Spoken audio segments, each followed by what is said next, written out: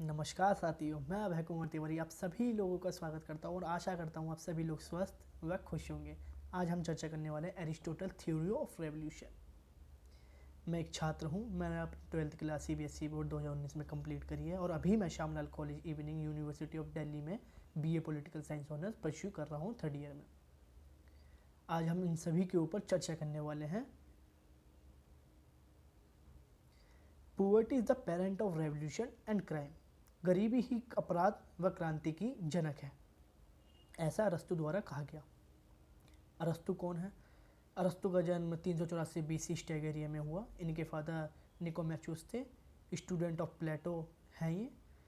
Tutor of Alexander the great हैं। इन्होंने Alexander the great को पढ़ाया है, जिन्हें हम सब जानते हैं।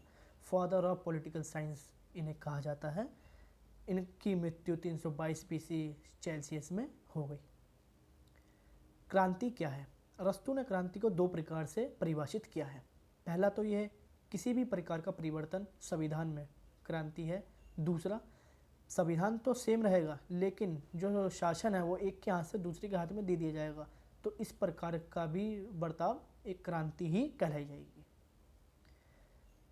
टाइप्स ऑफ रेवोल्यूशन, कितने प्रकार की क्रांतियाँ हैं? 5 प्रकार की क्रांतियाँ हैं। पहला, पार्शियल और कंप्लीट रेवोल्यूशन। इसका मतलब ये हुआ अगर संविधान को पूरा बदल दिया जाता है तो इसे कंप्लीट रेवोल्यूशन कहा जाता है, या संविधान में के किसी अंग बदल दिए जाते हैं तो उसे पार्शियल रेवोल्यूशन कहा जाता है। दूसरा, ब्लडी और ब्लडलेस रेवोल्यूशन। इसका मतलब ये हुआ अगर क्रांति खून खराबे से हुई तो उसे ब्लडी, या खून खराबे के बिना हुई तो उसे ब्लडलेस रेवोल्यूशन कहा जाएगा।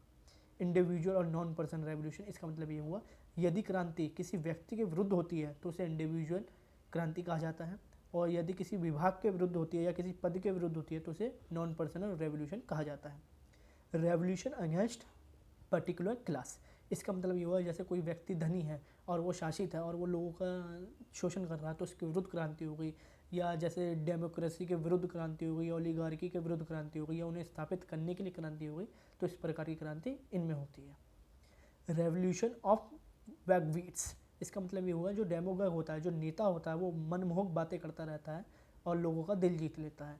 इससे वो क्यों करता है ऐसा? क्योंकि उसका फ़ायदा छुपा होता है इसमें। तो इस प्रकार के नेता इस प्रकार की क्रांति करते हैं। गोल्स ऑफ रेवोल्यूशन, 4 प्रकार के गोल्स हैं, इनके उद्देश्य हैं क्रांतियों के कि इन उद्देश्यों को पाने के लिए क्रांतियाँ की जाती है। पहला तो ये संविधान को बदलने के लिए या किसी शासन को स्थापित करने के लिए, जैसे मोनार्की को से ओलिगार्की को स्थापित करने के लिए, ऐसे हटाने के लिए। Changing person of ruling class, जैसे कोई व्यक्ति अमीर है और वो शासन है और वो लोगों का शोषण कर रहा है, गरीबों का शोषण कर रहा है, तो उसको हटाने के लिए उसके विरुद्ध क्रांति हो जाती है। तीसरा, संविधान में चीज़ें, सब पूरा संविधान तो नहीं लेकिन छोटे छोटी जो चीज़ें हैं संविधान में उनको बदलने के लिए, तो उसके लिए क्रांति हो जाती है। चौथा और लास्ट जो उद्देश्य है वो ये होता है जैसे किसी पद को जोड़ने के लिए या किसी पद को हटाने के लिए, किसी विभाग को जोड़ने के लिए क्रांति हो जाती है, जिनका मेन मुद्दा ये होता है। क्रांति होने का कारण क्या है? 3 कारण है। General, specific reason for the revolution in the system of governance. तो जनरल रीजन्स में हम देखते हैं कि सोशल इनइक्वालिटी आ जाती है, सामाजिक असमानता आ जाती है, प्रॉफिट आ जाता है, रिस्पेक्ट आ जाती है, सम्मान और लाभ आ जाता है, डर का विषय आ जाता है, एक्सपेंशन आ जाता है, जैसे ये सारी चीज़ें आ जाती हैं। सेंस ऑफ सिक्योरिटी आ जाती है। स्पेसिफिक रीजन्स में आ जाता है ग्रीड ऑफ रूलर, जैसे कोई व्यक्ति है शासित और वो लालची है तो उसके विरुद्ध क्रांति हो गई। अब्सेंस ऑफ मिडिल क्लास हो गई, जिसे अरस्तु ने डॉक्ट्राइन ऑफ गोल्डन मीन कहा है, अगर इसकी कमी होगी तो इसके लिए क्रांति हो जाती है। इकोनॉमिक इम्बैलेंस है, सामाजिक आर्थिक असमानता है तो इसके लिए क्रांति हो जाती है। डोमिनेंस ऑफ फॉरेनर्स है, जहाँ पर जब हमारे टाइम पे ब्रिटिश लोगों का शासन था जिनके विरुद्ध हमने क्रांति कर दी थी, तो उसका उदाहरण ये है। एंड कास्ट डिफरेंट है, अलग अलग जातियों के लोग हैं, उनका दमन हो रहा है तो वो क्रांति कर देते हैं। थर्ड रीज़न में आ जाता है जैसे revolution in democracy, oligarchy, aristocracy and despotism. इनमें क्रांति हो जाती है। अलग अलग मुद्दों पे अलग अलग शासन है ये, तो अलग अलग मुद्दे होंगे, इनके लिए क्रांति हो जाएगी। मेजर्स टू स्टॉप रेवोल्यूशन, क्या क्या उपाय हैं क्रांति को रोकने के लिए? अरस्तु ने ये सारे उपाय सुझाए हैं। पहला तो जस्टिस और इक्वलिटी, अगर ये 2 चीज़ें होंगी तो क्रांति नहीं होगी। लोगों को न्याय मिलेगा, लोगों के बीच समानता होगी, अमीर और गरीब के बीच का फासला कम होगा, तो क्रांति नहीं होगी।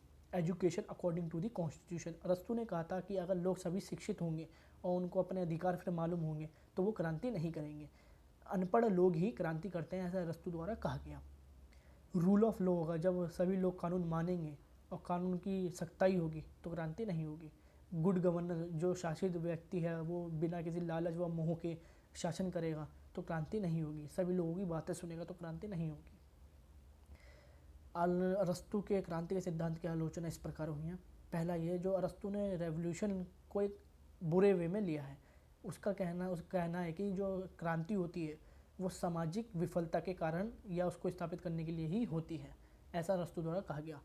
दूसरा, अरस्तू ने रेवोल्यूशन को जिस प्रकार परिभाषित किया है, क्रांति को जिस प्रकार परिभाषित किया है, उन्होंने खाली संविधान में परिवर्तन के हिसाब से ही किया है, लेकिन इसके मकसद बहुत अलग होते हैं। अलग अलग विषयों के ऊपर, अलग अलग मुद्दों की मांगों के ऊपर क्रांतियाँ होती हैं। खाली संविधान में परिवर्तन का होना ही क्रांति नहीं है।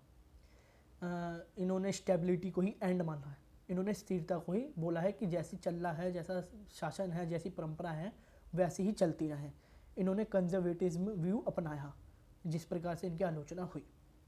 और इन्होंने स्टेट द्वारा एजुकेशन फुल कंट्रोल, इन्होंने इसके ऊपर सहमत हुए।